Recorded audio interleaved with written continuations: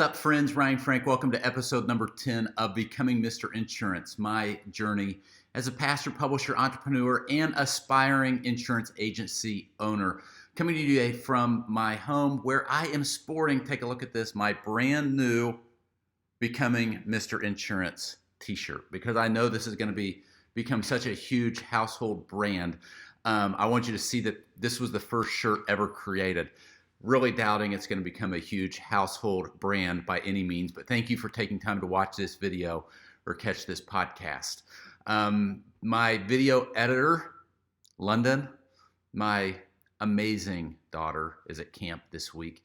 And so I am editing today's video because I wanted to get one cranked out and out to you. Thanks again for taking this journey with me. We had a great week. We actually have 2 weeks of back-to-back camp. So last week we were in Wisconsin at a camp that I've spoken at for like 18 years. It's an awesome camp. Google it sometime. Camp Timberlea in East Troy, Wisconsin. You think a quintessential camp.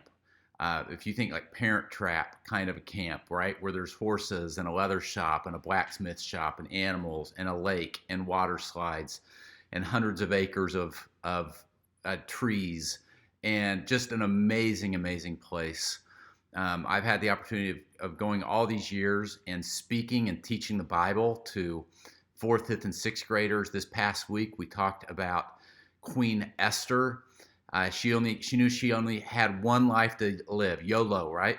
Only one life to live here on the earth, and she really wanted to make it count. And Queen Esther, she was an orphan turned queen. And God used her to save not just her life and her cousin Mordecai's life, but the entire Jewish race. And amazing story. Had a wonderful time. While there, recorded a podcast with Caitlin Agar. I was super pumped that Caitlin invited me onto her podcast, The Age of Independence, INDIE. So please go check out that podcast. Thank you, Caitlin, for having me on the podcast. She talked to me a little bit about my background as a pastor, as a publisher, as an entrepreneur, and what some of our ambitions are in the world of insurance. I think the world of Justin and Caitlin Agar and their entire family. We have been friends with their family for probably 2 decades and have a ton of respect for them. And I'm excited that our insurance agency, Frank Insurance Management, is going to be powered by Justin and Caitlin's company, Quantum Assurance International. They are really opening the doors to us where we're able to connect with people that I would have never been able to connect with. They're going to really help us grow and grow fast. And so we're super, super pumped. If you're in the insurance world and you're not familiar with Quantum Assurance International, please go check out their website. They have a lot of great resources that can help you in your agency. So a little status update. We do have our license for the state of Florida, which is a big praise. We are working on our licenses in some of the other surrounding states where we want to sell at initially. We are still planning to open up this summer. We're building our website. I'm so excited about our website. I think it's going to really be fresh and innovative in this space. Can't wait for you to see it. We're a few weeks out from website launch, but the website is really, really looking good. We're working with my social media team on our video content and social. We have all of our social accounts snagged up and ready, but we haven't started creating content yet. Building a plan, real excited. Big shout out to our social media team. Keep on the lookout there. I tell you last week at camp, I called Jeff. Jeff, hope I'm saying your last name right, SHI. Jeff is one of the founders of Quantum. And I called Jeff. It's either Jeff She or Jeff Shy, right? So I've got a 50-50 chance I said it right. I called Jeff. I said, Jeff, do you have 15 minutes for me to pick your brain? Jeff has always answered the phone when I've called. He is always willing to talk and just has been a great, great support.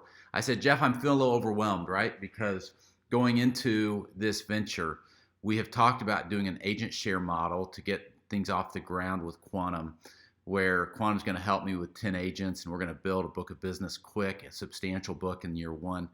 But we've been talking about, is that the best approach? Or is the best approach, should I try to find an existing book of business in Florida that I should buy? And then I'm trying to wrestle through that, and then trying to think through who my first 5 or 10 hires should be.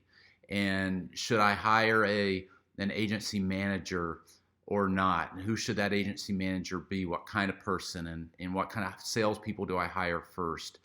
And I was a little overwhelmed. I'm like, Jeff, I need you to talk me off the rail here, right? And it was just such a huge help.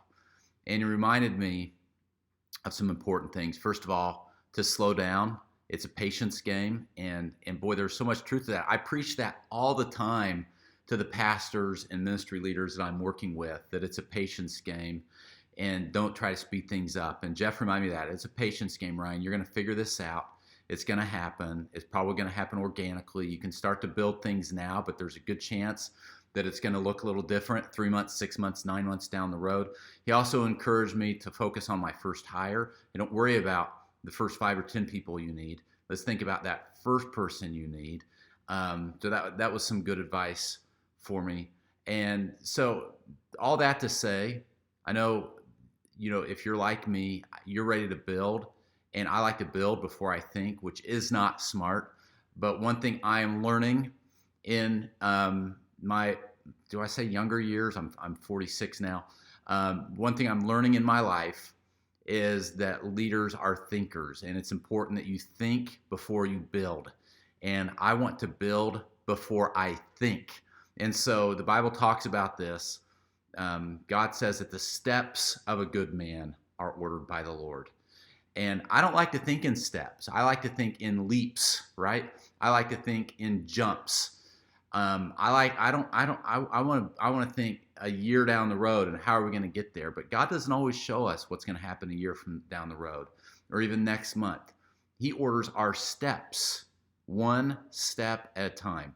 So listen, leader, if you're like me and you like to move fast and you get excited and you're ready to build, and you want to put your entrepreneurial skills to work and your sales skills to work, all that's great, but you need to make sure you're thinking in steps and surround yourself with people. I'm constantly reminded about this, that by default, I don't think in steps. I've got to surround myself with people that think in steps, and I've got to allow them and give them the liberty and the freedom to speak into my life those steps and to help me along the way.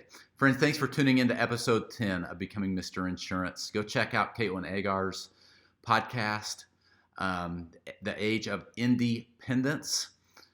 Google it, you'll find it. And I hope that you have a wonderful day, wonderful week. We'll talk to you next time.